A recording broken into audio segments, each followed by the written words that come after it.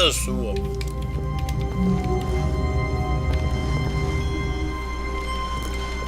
All of his 我们重来了吗？ coworkers were gone. What could it mean? 所以说刚刚那个应该是到最后仍然是那个啦，没有任何改变，我被骗了这样。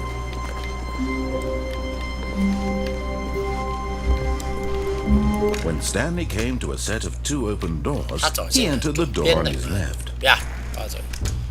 我走左边。然后我想要还要看一个地方。Yet there was not a single person here either.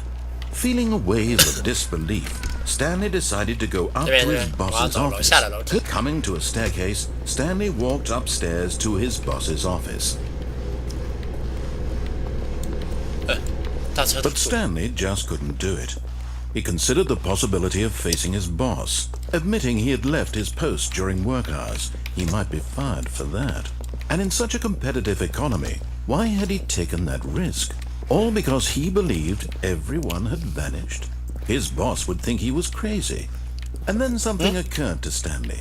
Maybe, he thought to himself, maybe I am crazy. All of my co-workers blinking mysteriously out of existence in a single moment for no reason at all. None of it made any logical sense. And as Stanley pondered this, he began to make other strange observations. For example, why couldn't he see his feet when he looked down? Why did doors close automatically behind him wherever he went? And for that matter, these rooms were starting to look pretty familiar. Were they simply repeating? No, Stanley said to himself, this is all too strange. This can't be real. And at last, he came to the conclusion that had been on the tip of his tongue. He just hadn't found the words for it. I'm dreaming! He yelled. This is all a dream. 吓不到我的，一切都是幻觉。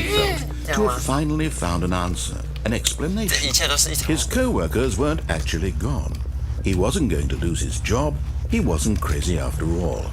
And he thought to himself, I suppose I'll wake up soon. I'll have to go back to my boring real-life job pushing buttons. I may as well enjoy this while I'm still lucid. So, he imagined himself flying and began to gently float above the ground. Then he imagined himself soaring through space on a magical starfield, and it too appeared. It was so much fun, and Stanley marveled that he had still not woken up. How was he remaining so lucid? And then perhaps the strangest question of them all entered Stanley's head. One he was amazed he hadn't asked himself sooner. Why is there a voice in my head dictating everything that I'm doing and thinking? Now the voice was describing itself being considered by Stanley, who found it particularly strange. I'm dreaming about a voice describing me, thinking about how it's describing my thoughts, he thought. And while he thought it all very odd, and wondered if this voice spoke to all people in their dreams, the truth was that, of course, this was not a dream. How could it be? Was Stanley simply deceiving himself, believing that if he's asleep, he doesn't have to take responsibility for himself? Stanley is as awake right now as he's ever been in his life. Now, hearing the voice speak these words was quite a shock to Stanley. After all, he knew for certain, beyond a doubt, that this was in fact a dream.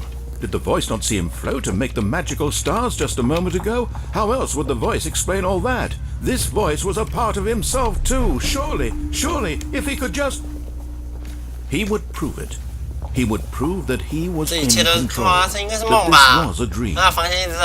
So he closed his eyes gently, and he invited himself to wake up. He felt the cool weight of the blanket on his skin, the press of the mattress on his back, the fresh air of a world outside this one. Let me wake up, he thought to himself.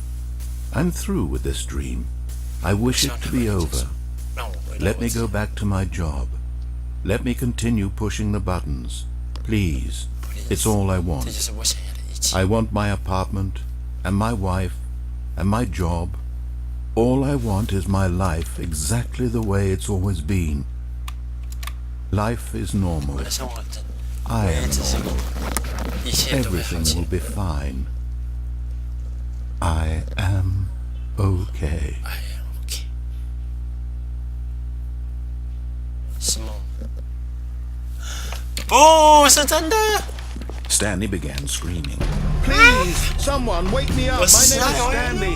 I have a boss. I have an office. I am real. Please, just someone tell me I am real. I must be real. Can anyone hear my voice? Who am I? Who am I? And everything went black.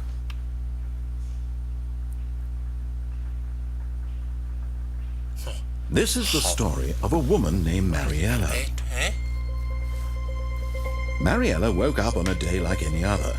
She arose, got dressed, gathered her belongings, and walked to her place of work. But on this particular day, her walk was interrupted by the body of a man who had stumbled through town talking and screaming to himself, and then collapsed dead on the sidewalk. And although she would soon turn to go call for an ambulance, for just a few brief moments, she considered the strange man. He was obviously crazy. This much she knew. Everyone knows what crazy people look like. And in that moment, she thought to herself how lucky she was to be normal. I am sane. I am in control of my mind. I know what is real and what isn't. It was comforting to think this, and in a certain way, seeing this man made her feel better. But then she remembered the meeting she had scheduled for that day. The very important people whose impressions of her would affect her career, and by extension, the rest of her life. She had no time for this, so it was only a moment that she stood there, staring down at the body. And then she turned and ran.